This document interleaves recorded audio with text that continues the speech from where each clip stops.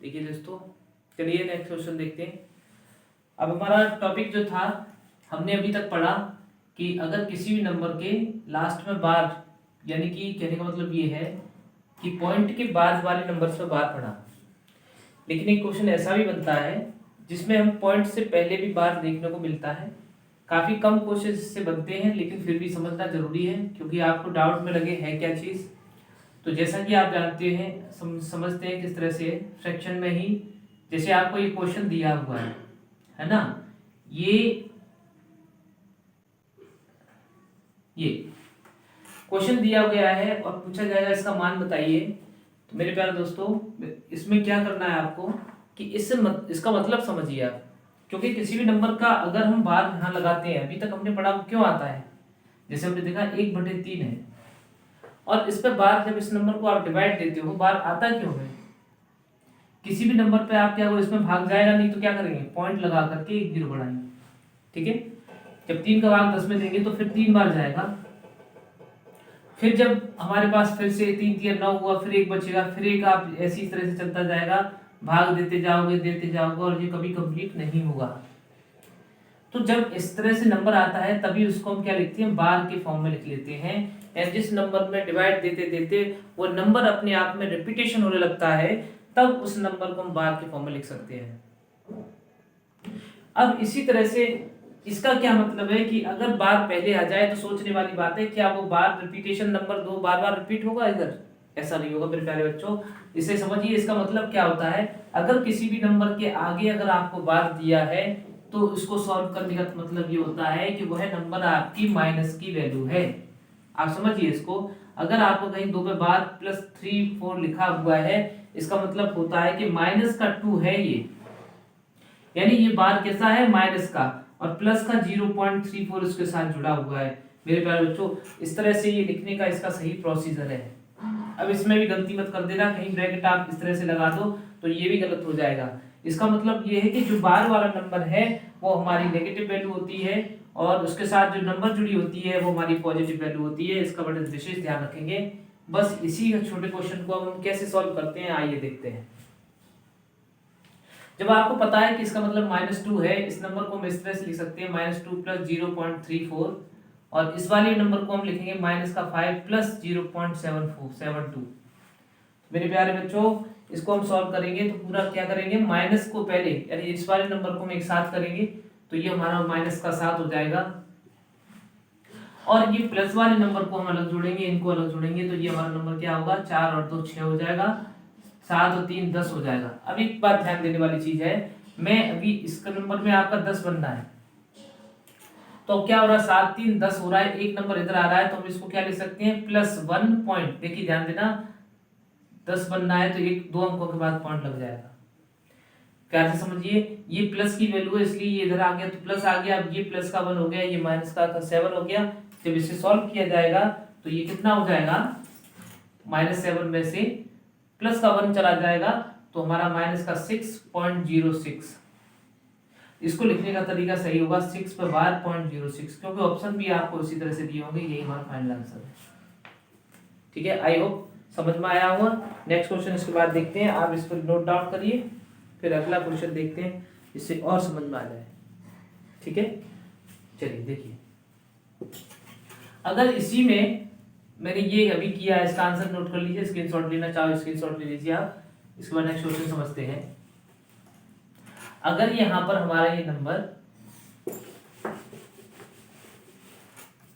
जैसे लिखा है 2 पर बार 1 3 प्लस 4 पर बार 0.72, फिर से आप देखिए इसमें क्या हुआ। अब जब आप मतलब समझ गए हो कि इन दोनों को जुड़ना है एक साथ, तो इसका मतलब क्या हुआ, 4 और 2 6 सीधा लिखेंगे हम, और इन नंबर को हम अलग जोड़ेंगे तो ये देखो 3 और 2 5, 7 और 1 8, तो हमारा आंसर भी यही होगा आंसर, क्योंकि अब कैरी कुछ आया नहीं, यानी 2 डिजिट में ही नंबर रहा। अगर इसको जोड़ने के बाद अगर नंबर इधर आता जैसे अभी हमने किया था, तो प्लस वाले नंबर हमारी वैल्यू निकल के आती, और इसको हम अलग जोड़ेंगे, यानी बार वाली हमेशा नंबर हमारी अलग जुड़ेगी और इन नंबर्स को हम अलग पॉजिटिव के साथ में जोड़ेंगे। इसी तरह से इस क्वेश्चन का आंसर हमारा ये हुआ।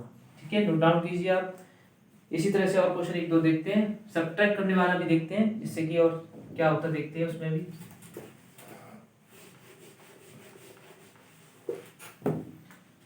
मैंने बोला 7 पर बार प्लस 542 माइनस 3 पर बार 0.108।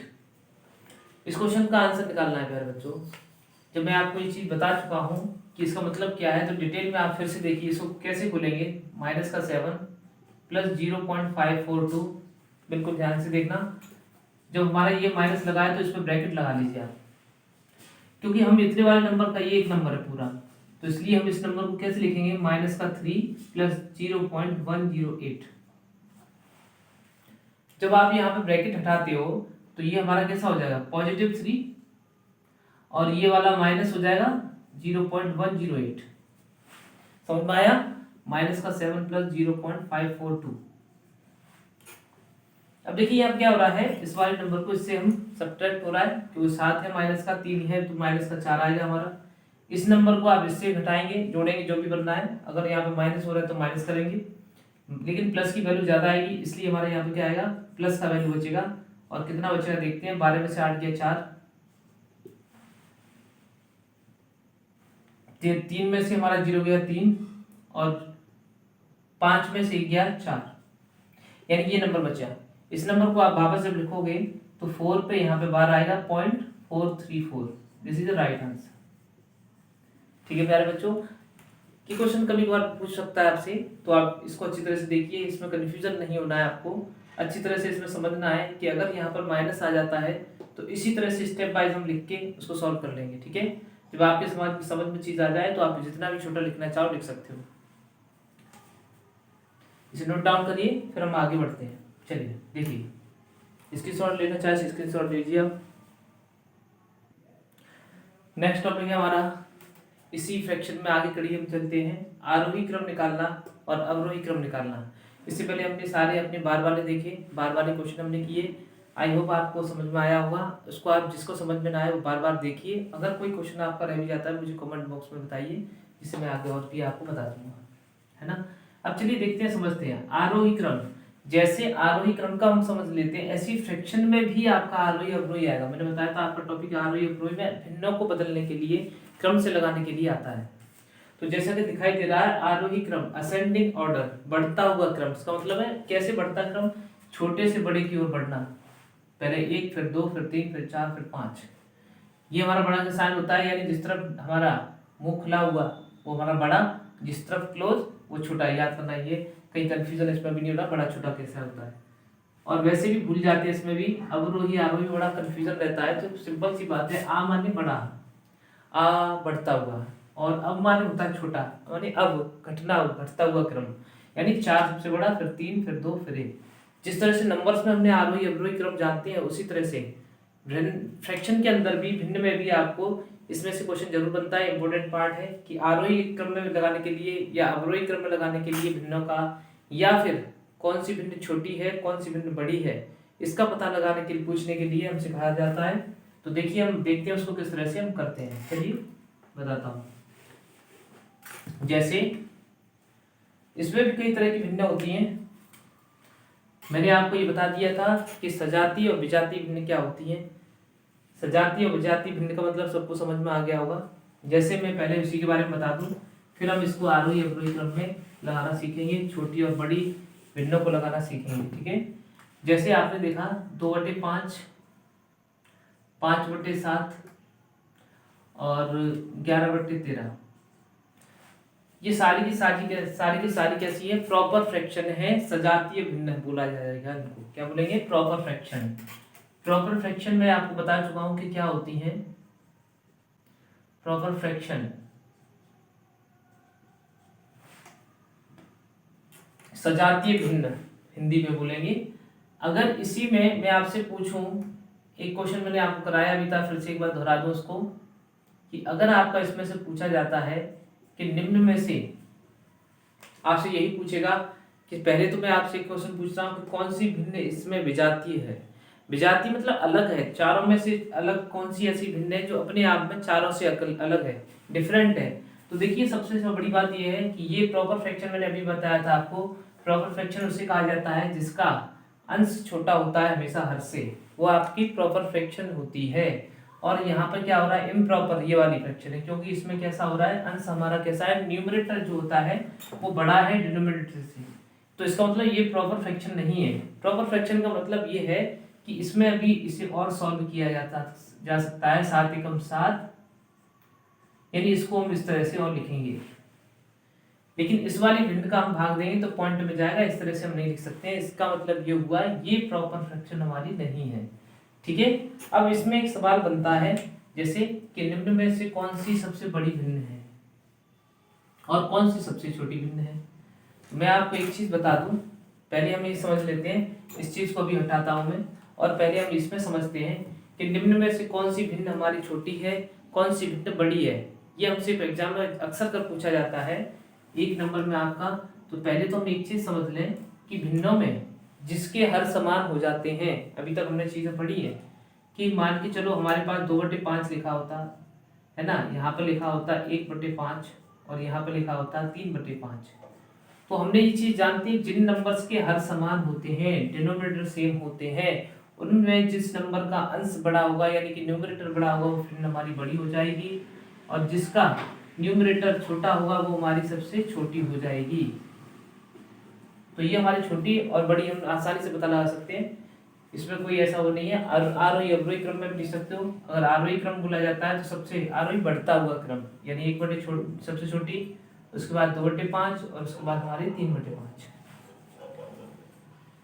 लेकिन अगर हमारा डिनोमिनेटर सेम नहीं है तो हम डायरेक्ट ये नहीं कह सकते हैं कि 11/13 यानी 11 सबसे बड़ा है तो हमारी यही भिन्न सबसे बड़ी हो गई, या हमारी सबसे छोटा 2 है तो हमारी सबसे छोटी भिन्न 2 हो गई, ठीक है। इसे हम डायरेक्ट ही देख के नहीं कह सकते हैं, लेकिन हाँ कुछ ऐसे रूल्स हैं जिनको समझने के लिए हमें जरूरत है, और हम तुरंत उसे देखते पता लगा सकते हैं कौन सी भिन्न हमारी बड़ी, कौन सी भिन्न हमारी छोटी है। जैसे कि आपने देखा इसमें हमारे सारे के सारे डिनोमिनेटर कैसे हैं, डिफरेंट टाइप के हैं।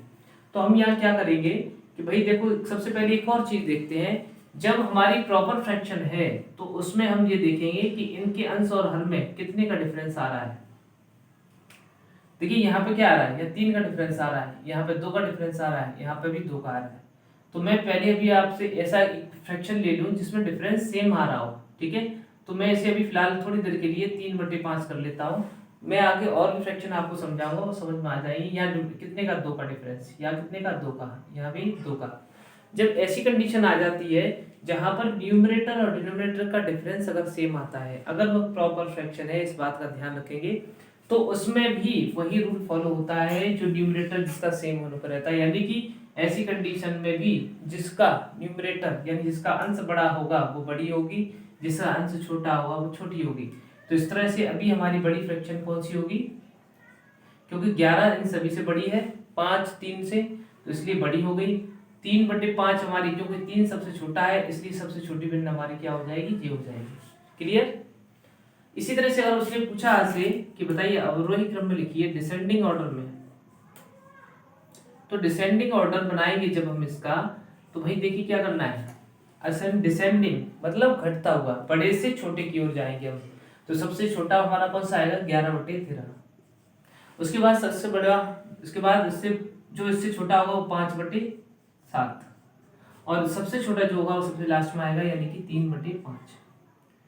साइन इस तरह से लगेंगे। अगर साइन नहीं दिया तो भी कोई दिक्कत नहीं है, और साइन दिया तो लगा सकते हैं आप, सही लिखने का प्रॉपर तरीका यही है। ये अवरोही क्रम हुआ, घटता हुआ क्रम। इसी तरह से अगर आरोही क्रम पूछा जाता है तो छोटे से बड़े की ओर, यानी उसी को उल्टा लिख दिया जाए तो यही हमारा असेंडिंग ऑर्डर हो जाएगा, यानी 3/5 पहले आ जाएगा, 5/7 यहाँ आ जाएगा, 11/13 आपका यहाँ से आ जाएगा, ठीक है। साइन इस तरह से आपके हो जाएंगे। ये हमारा प्रॉपर फ्रैक्शन को निकालने का तरीका हुआ। समझ में आया हो मेरे ख्याल से, सभी नोट डाउन कर सकते हैं, स्क्रीनशॉट ले सकते हैं, फिर आगे बढ़ते हैं, ठीक है। देखिए प्यारे बच्चों, अब यहाँ पर हम जब लेके चलते हैं ये वाला क्वेश्चन, अभी मैं जिससे समझा रहा था वही चीज, अगर आपकी इम्प्रॉपर फ्रैक्शन आ जाती है इस कंडीशन में जहां डिफरेंस समान होने के बावजूद भी आपसे पूछा जाए कि अब कौन सी भिन्न बड़ी है, तो मेरे प्यारे दोस्तों इसमें देखिए, अब आप यहाँ पर 11/13 लगाते हो तो ये आपका रॉन्ग आंसर हो जाएगा, क्योंकि आपको नियम क्या बताया गया है कि जिसका अंश और हर का डिफरेंस अगर सेम आता है तो जिसमें जो अंश बड़ा होगा बड़ी होगी। इस तरह से तो ये भी यहाँ पर कैसा है, डिफरेंस सेम आ रहा है लेकिन उसके बावजूद 11/13 हमारी बड़ी होनी चाहिए, लेकिन ये हमारा रॉन्ग आंसर होगा। सही आंसर हमारा क्या होगा 9/7। अब ऐसा क्यों? क्योंकि मैंने आपसे बताया था कि इम्प्रॉपर फ्रैक्शन, या आप ऐसे समझिए सीधा सिंपल सा कि इसमें डिफरेंस तो समान है। जब हमारी विजातीय भिन्न दिखाई दे रही हो आपको और उसमें डिफरेंस नहीं, पहले हम ये देखेंगे कौन सी भिन्न हमारी विजातीय है, अलग कौन सी है। आप ये देखिए 5 का भाग अगर हम 30 में देते हैं तो पॉइंट 0 पॉइंट में आएगा 6। अगर हम इसमें भाग देते हैं तब भी 0 पॉइंट लगा करके तब आप भाग दोगे, और इसमें भी जब पॉइंट भाग दोगे तब भी 0 पॉइंट लगाओगे तब इसका आंसर आएगा। लेकिन जब हम साथ में 9 का भाग देंगे तो 1 पॉइंट समथिंग आएगा। तो मेरे प्यारे बच्चों, आप सभी जानते हो कि 0 से बड़ा हमारा 1 होता है, इसलिए बड़ी ये हो जाएगी।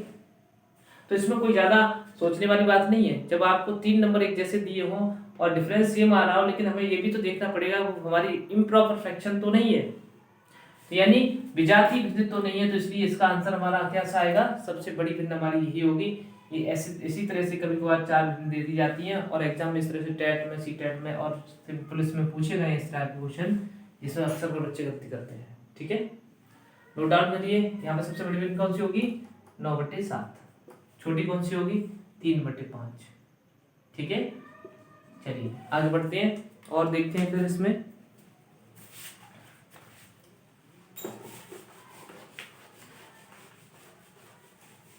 देखिए डिवाइड देने वाले मेथड से आप दोगे तो बहुत टाइम लग जाएगा, इसलिए हमको क्या करना पड़ेगा, कुछ मेथड हमें समझने पड़ेंगे जिससे कि आपका आ जाए।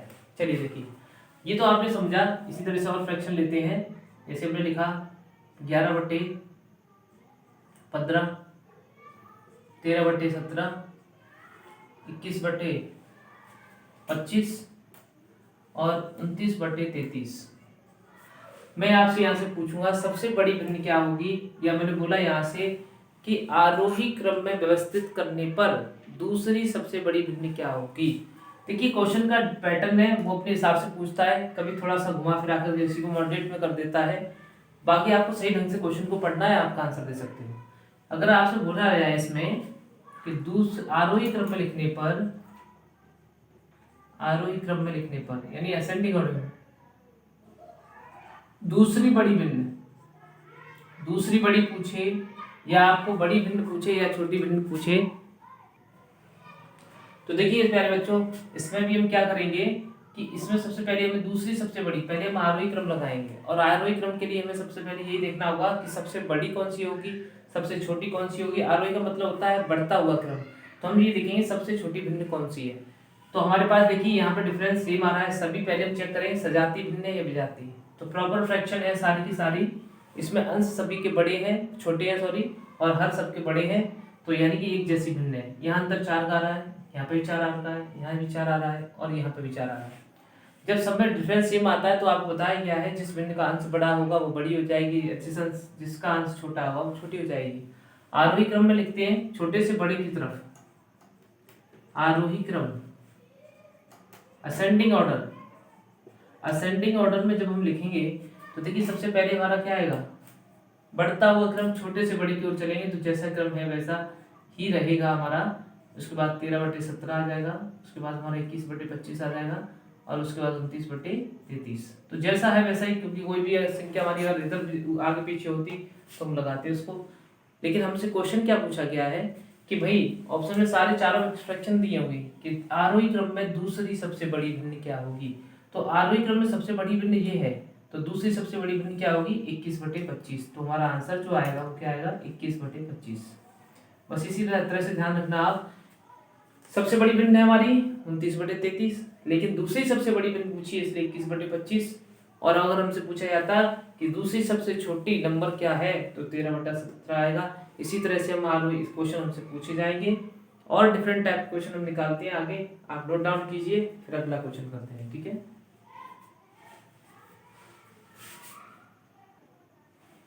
देखिए ये क्वेश्चन जिसमें क्या है, इससे आगे बढ़ते हैं। जो हमने देखा अगला क्वेश्चन, इस क्वेश्चन में आपको ये दिखाई दे रहा है कि अंश, और सबसे पहले सजाती विजाती देख लेते हैं। प्रॉपर फ्रैक्शन है हमारी सारी। दूसरी चीज हमें ये ध्यान रखना है क्या क्या इनका डिफरेंस सेम आता है, पहले चीज देखेंगे। डिफरेंस सेम नहीं आ रहा है क्योंकि यहाँ पर 2 का डिफरेंस है, यहाँ पर आपका 4 का डिफरेंस है, यहाँ पर आपका 8 का डिफरेंस है। तो देखिए डिफरेंस सेम नहीं है, अब किस तरह से किया जाए। अगर आप डिवाइड दोगे, डिवाइड दे दो, टाइम लगेगा आपको। और उसके बाद भी कभी कभार एग्जाम में ऐसे आते हैं कि सबका डिवाइड देने पे 2 पॉइंट तो सबके बराबर आ रहे हैं, मान के चलो इसका भी बराबर आया, इसका भी बराबर आया, इसका भी बराबर आया, तो अगला भाग और देना पड़ेगा। तो इस तरह से इनका कोई इसमें टाइम वेस्टेज है। ठीक है, तो हम किस मेथड से करेंगे, हमसे पूछा जाए निम्न में से कौन सी छोटी बतानी है, छोटी और बड़ी चेक करते हैं। सबसे छोटी और सबसे बड़ी फ्रैक्शन को हम निकालते हैं। तो सबसे छोटी बड़ी फ्रैक्शन क्या होगी आप चेक करिए। देखो किसी भी भिन्न का निकालने का सबसे बढ़िया मेथड अब मैं आपको बताने जा रहा हूँ, जिससे हम किसी भिन्न को निकाल सकते हैं। जैसे सबसे पहले हम ये देखते हैं क्रॉस मल्टीप्लिकेशन, इसका मल्टीप्लाई इसमें करो 15 पंजे 75 हुआ, और इसका मल्टीप्लाई इसमें करो 11 7 77 हुआ। देखो इसका मल्टीप्लाई इसमें करके यहाँ लिखना है, इसका मल्टीप्लाई करके इधर लिखना है। इन दोनों में कौन सा बड़ा है, ये वाला बड़ा है और ये छोटा है। हमें अभी फिलहाल छोटी निकालनी है तो हम छोटी को लेंगे, बड़ी को छोड़ देंगे। ठीक है, तो हमारे पास छोटी अभी इन दोनों में तो ये हो गई। अब हम ये चेक करते हैं क्या इससे ये बाड़ी बड़ी है या छोटी है। अब इन दोनों में कंपेरिजन करेंगे तो देखिए यहाँ पे क्या आएगा, 17 का मल्टीप्लाई करेंगे 5 से 17 पंजे 85 हो जाएगा, 9 से करेंगे 7 का 7 9 7 63 हो जाएगा। अब देखिए कौन सी भिन्न आपकी सबसे बड़ी और छोटी आ रही है, तो ये वाली संख्या छोटी है, इसलिए हमारी ये भिन्न भी छोटी हो जाएगी। समझ में आया? तो इसका मतलब क्या हुआ, 9/7 जो हमारी हुई वो सबसे छोटी हो गई, दिखने में बड़ी सी लग रही थी, 9/7 इज राइट आंसर। इसी तरह से फिर से समझिए, पहले हम इन दोनों में देखेंगे, किसी दो में देख लीजिए आप कि कौन सी छोटी आ रही है क्रॉस मल्टीप्लाई करने पर। फिर जब हमारी छोटी वाली को लेना है, क्योंकि छोटी चाहिए हमको, तो हम ये करेंगे ये वाली इससे छोटी क्या ये है, तो इसका भी यहाँ मल्टीप्लाई करो, इसका यहाँ मल्टीप्लाई करो, और फिर देखो कि कौन सा बड़ा आ रहा है, जो बड़ा आ रहा है वो बड़ी होगी, जो छोटा आ रहा है वो छोटी होगी। इसी तरह से अगर हमसे बड़ी पूछा जाता तो देखिए हम क्या करते हैं, हमें पता था इन दोनों में बड़ा हमारा ये आया था, तो हम अब ये चेक करें इस